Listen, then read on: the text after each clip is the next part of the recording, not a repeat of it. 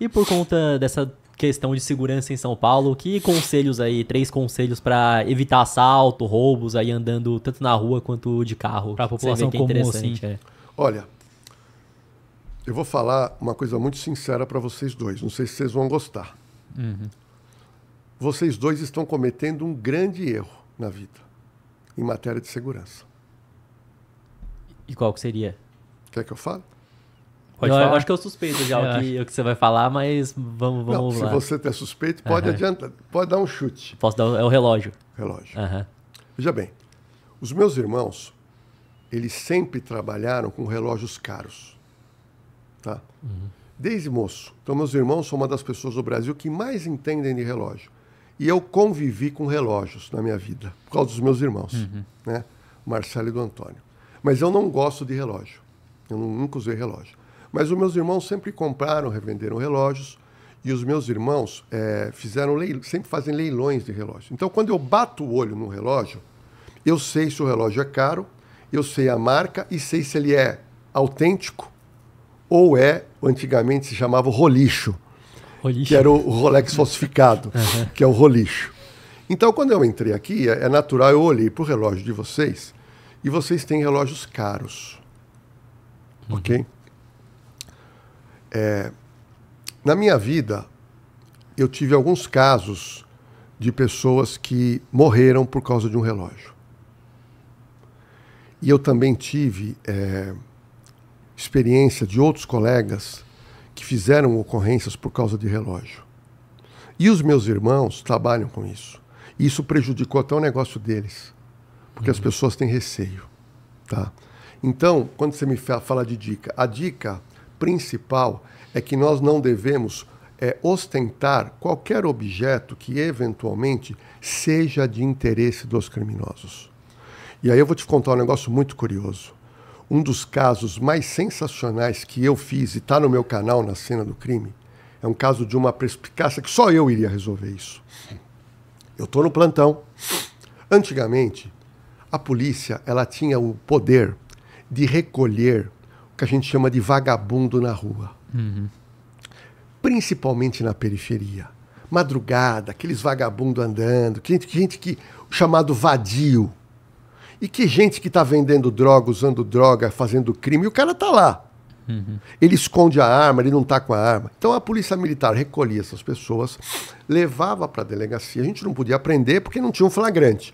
Mas trazia para a delegacia, eu fazia um boletim e eu puxava o DVC, que é a Divisão de Vigilância e Captura, que é a capivara do sujeito, para ver se ele estava procurado ou não. E numa dessa leva de vagabundos na rua vindo para a delegacia, todos sentados na delegacia, eu olho um rapaz, bem branquinho, loiro, cabelos encaracolados, olhos azuis. E ele usava um relógio que de longe brilhava. Falei, caramba, mas de longe. Falei, aparece um Rolex. Quando eu me aproximo e olho, eu vejo, era um Rolex de ouro branco, feminino, cravejado de diamantes. Falei, garoto, me dá esse relógio. Pego o relógio na mão. Quando eu olhei, eu sabia que era verdadeiro. Sabia. O que eu fiz? Nesse boletim de ocorrência, eu fiz um BO. BO de apreensão de objeto suspeito de produto de crime. Eu perguntei para ele, onde você arrumou esse relógio? Ele falou, eu comprei na Feira do Rolo em Poá. Um relógio que hoje... Difícil, hein? Um relógio que hoje, novo, valeria 600, 700 mil reais. Bom, peguei esse relógio, veja que era uma época que não tinha internet. E, através dos meus irmãos, eu sabia que todo Rolex, quando você abre a caixa do relógio, ele tem um número. Não sei se vocês sabem disso. Ele tem um número. O Rolex é como um carro. Carro tem um chassi.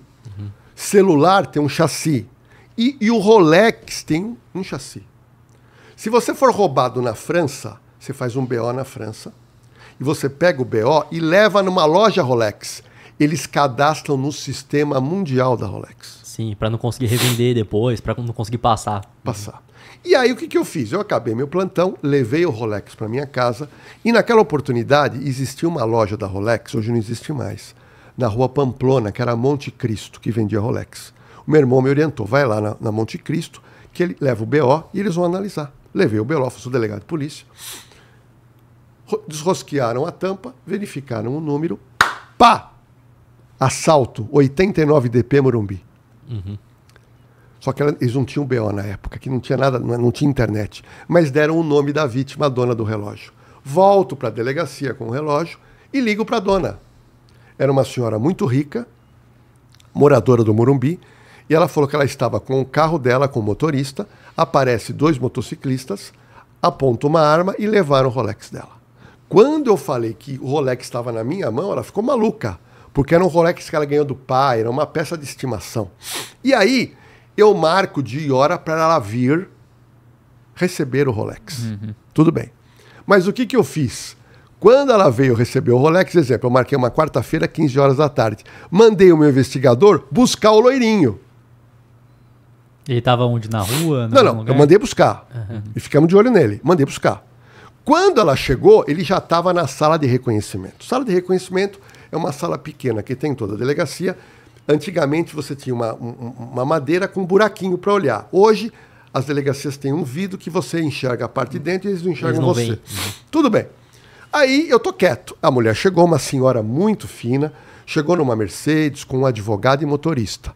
Ela muito contente, me abraçou. E aí eu pedi para ela, a senhora trouxe o boletim que a senhora fez? Ela falou, trouxe. Quando ela me traz o boletim, eu começo a ler o histórico. E ela alega que parou uma moto, e nessa moto tinha um garupa. E esse garupa era um garoto de 22 anos, de cor branca, magro, olhos azuis, cabelos encaracolados. E ela disse pro delegado, o delegado colocou no BO, parecia um anjinho. Uhum. Quando eu vejo o BO, eu falo, pera um pouquinho, o anjinho tá aqui. O anjinho é o diabinho, ele tá aqui. Foi lá reconhecer. Eu falei, peguei o vagabundo.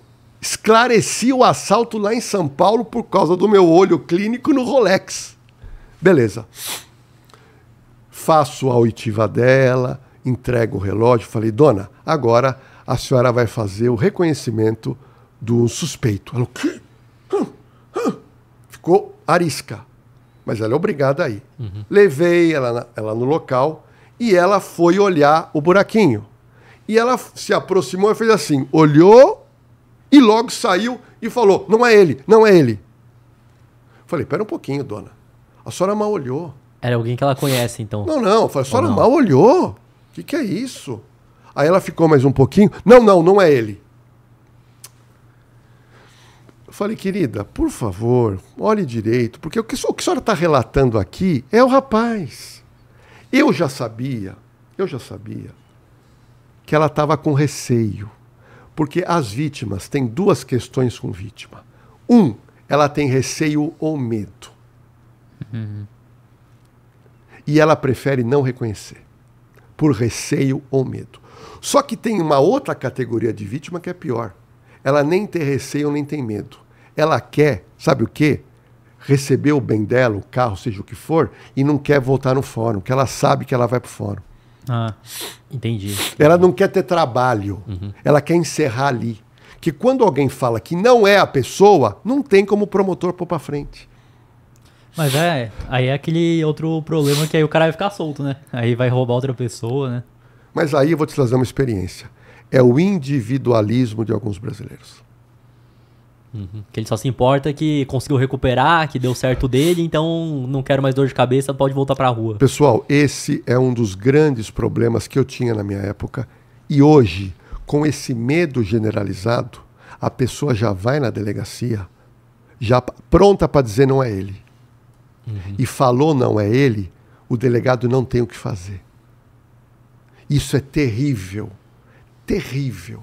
Então, foi se construindo essa coisa de crime organizado, é muita notícia, as pessoas têm medo.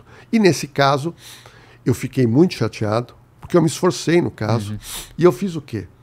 Mandei ela embora com o relógio e soltei o anjinho. Soltei o anjinho. Passados 70 dias, eu fico sabendo que provavelmente ele teria sido preso no ABC. Liguei para o delegado, o rapaz estava sem documento, fui lá, peguei meu carro, fui lá. Quando eu chego lá, vou na cela, olho, era o Anjinho. Ele, na garupa de uma moto, eles foram roubar outra moto. Nessa moto tinha um rapaz de 30 anos e a noiva de 27 anos. Quando o Anjinho tirou a sua arma e deu a voz de assalto, imediatamente o motorista, que era o noivo, acelerou a moto. E no acelerar a moto, o Anjinho fez um disparo de arma de fogo, acertou nas costas da menina que ficou tetraplégica. Uhum. Então eu voltei com um sentimento de frustração muito grande. E revoltado. Liguei para essa senhora, contei o que aconteceu. Essa mulher começou a gritar no telefone, chorar e bater o telefone. No outro plantão, eu revoltado, eu peguei a cópia do BO, do caso da outra delegacia, e via fax, mandei para a casa dela. E comecei a mandar fax para a casa dela, revoltado. Uhum. Revoltado. Porque nós poderíamos ter salvado essa menina. E depois me ligou o advogado, me ameaçando de processar. Aí eu parei. Uhum. Então tudo isso, o policial desanima, o policial fica muito chateado. O policial fazer um caso e quando espera de uma vítima ou de uma testemunha, e a testemunha fala, não, eu não estou reconhecendo. Ah, não tenho certeza. Uhum. Então esse é um dos grandes problemas hoje na área de audiência que ninguém comenta. Isso é prática jurídica, tanto de delegacia como de fórum. E só mantém a criminalidade mesmo, porque se tem a possibilidade do bandido ficar preso e a pessoa não fala porque não quer mais problema, não quer tempo que ela vai gastar, é o bandido que tá na rua de novo que vai roubar outra pessoa. Sim. E vai achar que ele pode fazer isso e vai ficar impune, né? Então, e mesmo quando prende ele, por mais que às vezes fique pouco tempo, pelo menos com um tempo preso já, melhor do que tá solto direto também já, né? Sim. Uhum. E pro cidadão comum, que não tem relógio caro, que anda normal na rua assim, que você vê pegar transporte público pra se tentar evitar ou tentar não ser o primeiro que vai ser assaltado? Isso é uma boa pergunta pelo seguinte. O grande... O equipamento mais roubado no Brasil está aqui. Uhum. Tá? Isso aqui já era antes do Pix. Tá? Isso aqui vale dinheiro. Ok? Sim. Em 2021, entra um aplicativo de banco. Vocês são da área financeira. Uhum. Gente, aplicativo de banco, eu chamo que faz a mesma coisa que um caixa de banco faz. Sim. Tudo que um caixa de banco faz, o aplicativo faz. Os criminosos, eles perceberam, antes do aplicativo, que valia a pena roubar. Roubar para revender peça, mandar para o presídio, beleza. Só que depois eles perceberam que, através disso aqui, ele consegue levar o seu dinheiro. Sim. Pessoal, eu conheço gente que perdeu 500 mil reais. Teve um colega nosso, advogado mesmo, que teve o telefone roubado, que acreditou que estava ali no carro, no painel, puxaram, desbloqueado. Saquearam da PJ dele, acho que era 800 mil, não era? 900 mil. 900 mil tiraram. Não. Só para vocês terem uma noção, nós estamos tendo por ano um prejuízo com desvios de dinheiro digital. E aí o desvio é golpes digital e também assaltos. Uhum. São na ordem de 40 bilhões de reais. É algo absurdo. Então, a primeira coisa que eu te falo é que o celular é o objeto mais desejado. É o primeiro objeto. Em São Paulo, o segundo objeto mais desejado é anel de ouro. Virou moda. Estão roubando para derreter. Que já te rouba o seu celular, se você tiver anel, já te rouba o seu anel. E o ouro tá nas máximas agora, então a aliança, às vezes, que o cidadão foi lá, comprou e tava a preço X, agora tá 3, 4 vezes mais ainda. Sim, e outra coisa, o ouro, eles vendem... Sabe esses lugares que você vai, tem umas plaquinhas, compra o ouro? Sim. Tem um cara que trabalha honestamente e tem o picareta. O picareta... Ele compra esse ouro através de lojinhas que tem tudo blindado com uma portinhola. O cara joga lá os anéisinhos, o cara paga e aquele anel já vai sendo derretido. Uhum. Se a polícia chegar, já derreteu. E derreteu, você não tem mais crime. Sim, não tem como provar que foi o anel. Não tem como provar. Então nós temos hoje a questão do anel e a questão do celular. O que eu verifico é que o celular... O brasileiro é o povo mais viciado em celular. Uhum. Eu vindo para cá agora, eu vejo as pessoas no ponto de ônibus com o celular na mão. Eu vejo as pessoas andando com o celular na mão. As pessoas atravessando com o celular na mão. As pessoas no carro usando o celular. As pessoas no carro usando o celular no painel. Ou seja, quando você mostra o celular, o criminoso vê de longe a marca, ele vai te roubar. Então a dica mais tranquila, mais positiva, é que você tem que, em locais públicos, você tem que esconder o seu aparelho. E uma dica fantástica que eu queria dar é em relação aos aplicativos de banco. Eu aconselho que você tenha 2 celulares. Um celular para ficar em casa com aplicativo. Sim. E um celular que você anda sem aplicativo. E caso a pessoa precise, por exemplo, eu tenho uma conta de banco que eu só deixo no celular que eu ando no dia a dia que praticamente não tem dinheiro para alguma emergência. E aí o do banco que tem em casa outro celular, aí eu deixo todas as contas, corretora, então... Bom, então você me antecipou a minha dica. Essa é a segunda dica.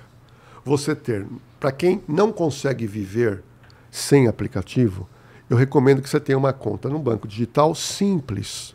Que você não possa fazer empréstimo, não tenha cheque especial, não tenha nada. Sim. Por quê? Porque quando roubam o seu celular está fechado. Eles conseguem abrir. Eles conseguem entrar. E muitas vezes o próprio e-mail que, por exemplo, entrei no meu celular, quero entrar no banco, tem a senha. Só que aí o bandido não tem a senha, mas ele vai colocar, esqueci. Aí o e-mail já está logado no celular, ele já resolve ele mesmo. Sim. Então, agora, fora o assalto, você tem os golpes. Os golpes são uma infinidade. Hoje, não é só o idoso. Hoje você recebe em e-mails, SMS, WhatsApp e rede social um bombardeio de jovens bandidos que querem fazer você a clicar um link. E você clica um link, eles jogam no seu celular um vírus. Eles colocam algo lá que sabe vai fazer o quê? Ele vai conseguir entrar no seu aplicativo e ele vai arrancar o seu dinheiro. Então são diversos vírus, são diversas modalidades. A polícia se atrasou nisso, a justiça se atrasou, a legislação se atrasou e os jovens na pandemia, com índole criminosa, estão arrancando dinheiro com golpes mirabolantes, onde a pessoa clica e ela tem o celular invadido. E é sempre uma narrativa diferente. Eu já recebi que meu nome estava na Receita Federal, que a minha CNH foi caçada, que a minha encomenda dos Correios foi taxada. É sempre alguma coisa pro cara clicar e ele urgência, né? Exato. Realmente. E pra você que quer comprar criptomoedas ou investir no exterior, a parceira aqui do podcast é a Quantifury, corretora internacional 100% taxa zero. E fazendo seu primeiro investimento equivalente a $50, você ainda ganha uma recompensa em Bitcoin. É só escanear o QR Code que tá aqui na tela ou clicar no link da descrição.